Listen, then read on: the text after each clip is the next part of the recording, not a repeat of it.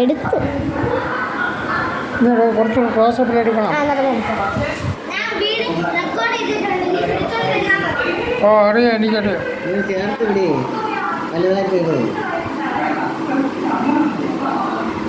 നീ എവിടെ കൊണ്ടെടുക്കണ? ഇവിടെ എഴുതിയതൊക്കെ വേണം അവനത് അറിയണ്ടേ. അത് മനസ്സിലാവണ്ടേ. ഏതെങ്കിലും കൊണ്ട് അങ്ങോട്ട് അയച്ചു കൊടുത്താൽ അവന് പിടി കിട്ടുമോ? ഇതാ ഓ മോളെ ഒന്ന് നിർത്തേ. മോളെ അതൊന്ന് ഫുള്ള് സ്റ്റോപ്പ് ചെയ്യും. ഇവിടെ ഒരു വീഡിയോ എടുത്തോണ്ടിരിക്കുക, ആവശ്യമുണ്ട്, അതുകൊണ്ടായി പറഞ്ഞേ. അത് നിർത്തേ. ഹലോ ഹലോ മോനെ,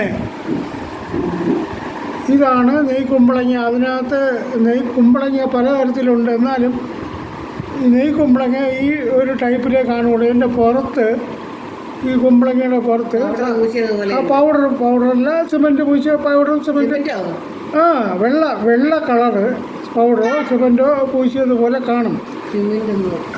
ഇത് വേണ്ട, ഇതാണ് നെയ്ക്കുമ്പളങ്ങ. ഇതാണ്ട് ഇത് കറിവേപ്പില, ഇങ്ങോട്ട് കറിവേപ്പില.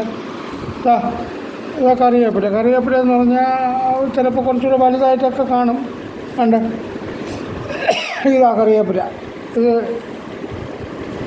ഇത് കറി ലീഫ് എന്നാണ് അതിന് അറിയപ്പെടുന്നത്. ഇതിൻ്റെ ഈ നെയ്ക്കുമ്പളങ്ങയുടെ ഇപ്പോൾ തൽക്കാലം നമ്മൾ കിട്ടിയ പേരുകളൊക്കെ ഞാൻ എഴുതിയിട്ടുണ്ട്. ആഷ് ഗ്രൗഡ് ഓർ വിൻ്റർ മെലോൺ, പിന്നെ ആഷ് ഗ്രൗഡ് ഓർ വിൻ്റർ മെലോൺ, അതാണ് എൻ്റെ നമുക്ക് കിട്ടിയിരിക്കുന്ന പേര്.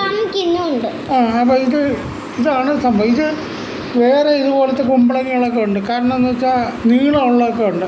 അതിനകത്ത് ഓറഞ്ച് കളറുള്ളത് ഇതാ വെള്ളരിക്കുക. ഇതിപ്പം ഇതിനകത്ത് തന്നെ നീളമുള്ളതുണ്ട്. അതൊന്നും അല്ല, ഇതിന് ഒരുപാട് വലുതാവില്ല. ഇതിനേക്കാളും കുറച്ചുകൂടെ വലിപ്പമേ കാണുള്ളൂ. അപ്പോൾ അത് ഇതിനകത്ത് ഇങ്ങനൊരു കളറ്, വെളുത്ത കളറ് കാണും. ഇതൊരു കണ്ട ഇത് മരുന്നിന് ഉപയോഗിക്കുന്ന കുമ്പളങ്ങയാണ്. ഇത് കൂടിപ്പോയാൽ സ്വല്പം കൂടെ വലിപ്പമേ കാണുള്ളൂ. അപ്പോൾ എടുക്കുമ്പോൾ ഇതിൻ്റെ മാക്സിമം ഒരുപാട് പഴക്കമുള്ളത് എടുക്കരുത്. നോക്കിയിട്ട് ഇത്തിരി പച്ചയെങ്കിലും ഉണ്ടെങ്കിൽ അത് നോക്കിയെടുക്കുമെങ്കിൽ നമുക്ക് അതിൻ്റെ ആ ചാറ് കിട്ടത്തുള്ളൂ. ഇതിൻ്റെ ചാറാണ് നമുക്ക് വേണ്ട, വെള്ളം ചേർക്കാത്ത ചാറാണ്. അപ്പോൾ ഇതൊന്ന് നോട്ട് ചെയ്ത് പോയി. ഞാൻ ഇപ്പോൾ ഉടനെ തന്നെ ഇതിൻ്റെ ഡെമോ വേറെ ഇട്ട് തരാം കേട്ടോ. ശരി, ഓക്കെ. അത്